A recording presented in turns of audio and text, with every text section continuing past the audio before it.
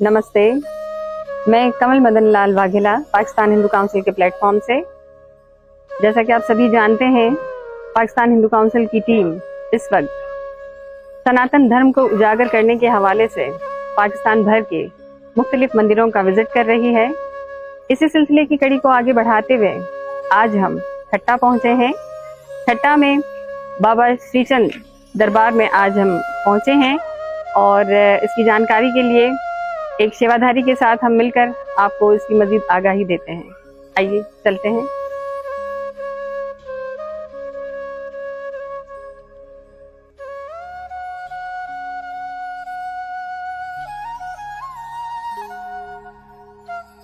इस वक्त हम बाबा श्रीचंद के स्थान पर आए हैं, जहां पर बाबा साक्षात विराजमान हैं।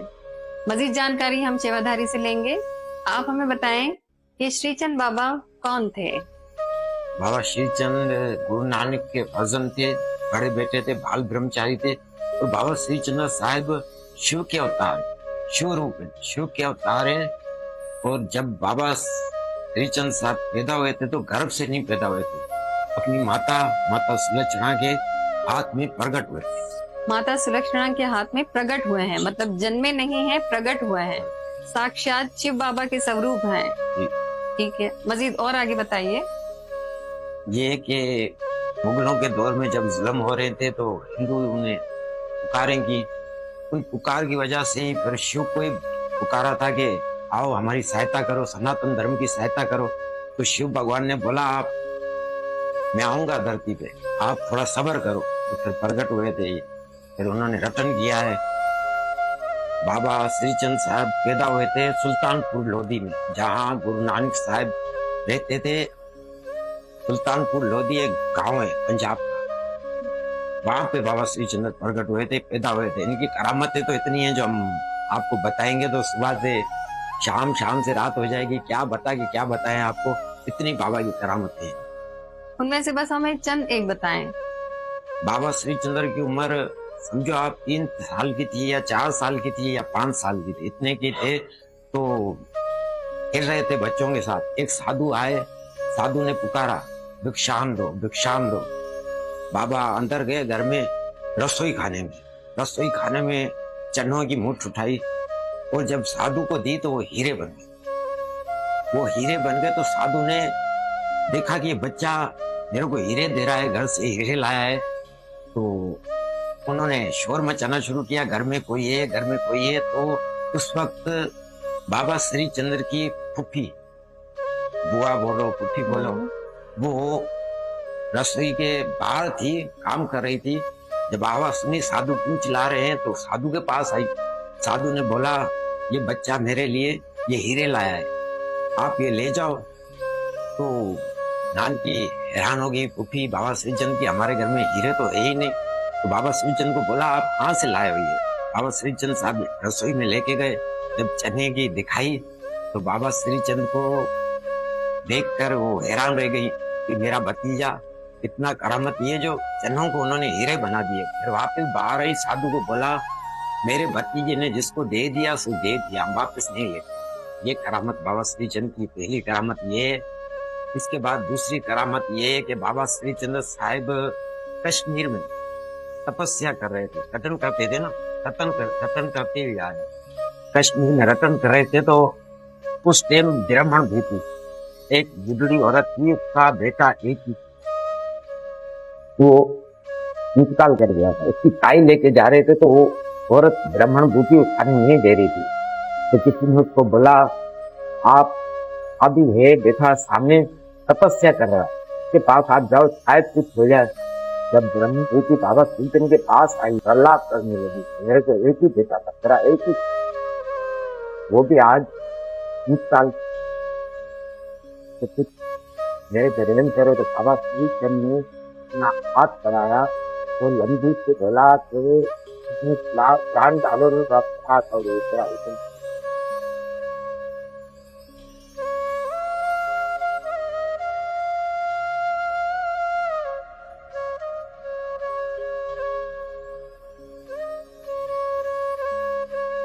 आगे की जानकारी लेंगे।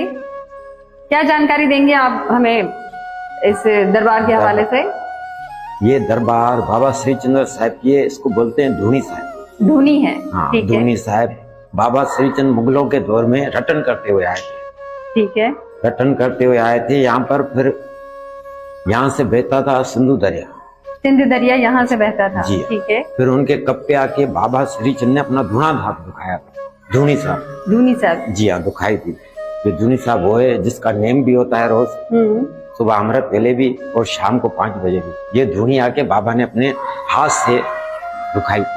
अच्छा, धूनी जो है वो यहाँ पर, तो यहाँ मतलब क्या जोत प्रकट की थी, क्या जी किया हाँ, था? धूनी साहब जलती है ना जैसे। हाँ, धूनी वो जोत प्रकट की थी, हाँ। फिर वो धूनी बनी और वही धूनी जो है वो हाँ, अभी वही तक चली आ रही है, चेतन अच्छा। है। इस धूनी के हवाले से आप हमें कुछ और जानकारी दें, क्या क्या करामात हुए हैं इस धूनी के हवाले से? इस धूनी के हवाले से इतने करामात हुए कि हम आपको क्या बताएं, क्या बता के क्या बताएं।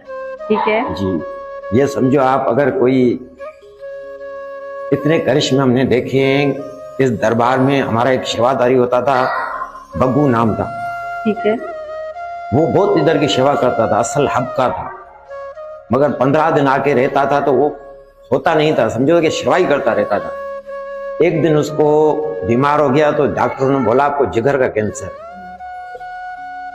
तो उसने अपने बेटे को बोला कि मुझे आप बाबा श्रीचंद की दरबार पे ले चलो, मेरा बचना मुश्किल है। तो वो ये हमारे आंखें देखी जो बात है वो बता रहे। वो इधर ले आए थे, फिर बाबा की पानी देते हैं, पानी भी पास के देते हैं। ठीक है, तो पिया था तो डॉक्टर ने बोला कि आपको तो कुछ नहीं है।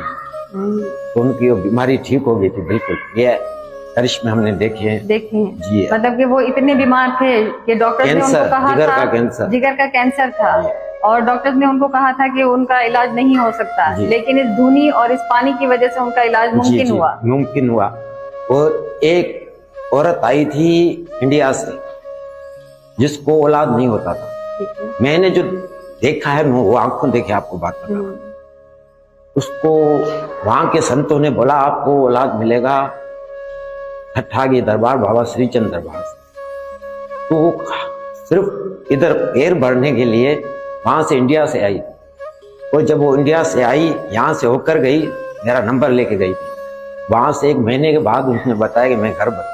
अच्छा, ये ये जो करिश्मे मैंने जो 2 देखे हैं, और करिश्मे तो बहुत ही देखे, बहुत सारे हैं, मगर ये बड़े करिश्मे जो आपको चमत्कार है मैंने नहीं सब इस आस्थान में, इस आस्थान को बाबा श्रीचंद ने वर दिया है। बाबा श्रीचंद के 4 धुने हैं, एक काबिल में 4 धुने हैं बाबा श्रीचंद के, 4 धुने हैं। एक अफगानिस्तान में, एक अफगानिस्तान में है जी, एक कश्मीर में है, एक कश्मीर में है, एक पेशावर में, मगर उन अपने हिंदुओं के हवाले नहीं है, मुसलमानों एक पेशावर में है। ठीक है, और ये बाबा ठट्ठे में, और पाकिस्तान में जो है वो एक यहाँ पर है चौथे। मगर इसको वर मिला है कि आप इसको चलाने वाला कोई नहीं होगा, खुद ब खुद चलेगा, खुद ही चलेगा। जी, आप देखो हो ये दरबारी बनी हुई है, आसपास में किसी भी हिंदू का घर नहीं।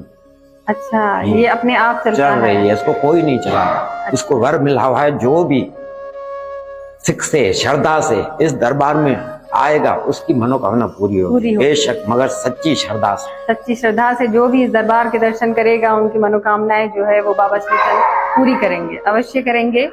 और ये इस धुनी के हवाले से जयराम दास सेवाधारी ने हमें जानकारी दी। आपका बहुत धन्यवाद करते हैं, आपके आभारी हैं, बहुत बहुत आभार आपका।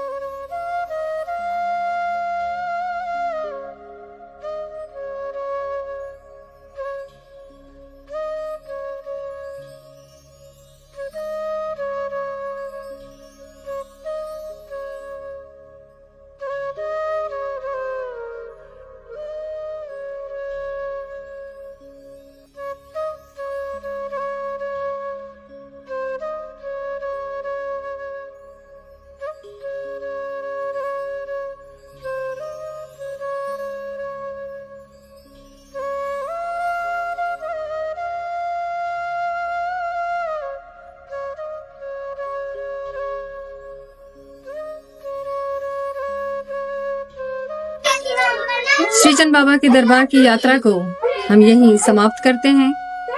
अगली वीडियो में अपनी पूरी टीम के साथ फिर से हाजिर होंगे।